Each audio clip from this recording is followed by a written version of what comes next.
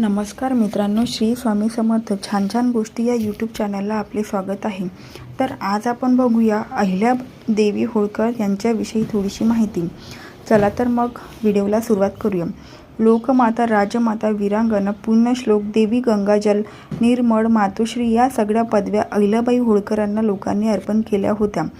मनापासून, हृदयापासून कुठलाही पदवीदान समारंभ न होताही या पदव्या आज 200 वर्ष टिकणार आहेत. अत्यंत प्रेमाने त्यांनी सामान्य माणसाचे हित बघितले. प्रजेतील गरिबांना जास्तीत जास्त सुखाने जगात जगता यावं इकडे लक्ष दिले.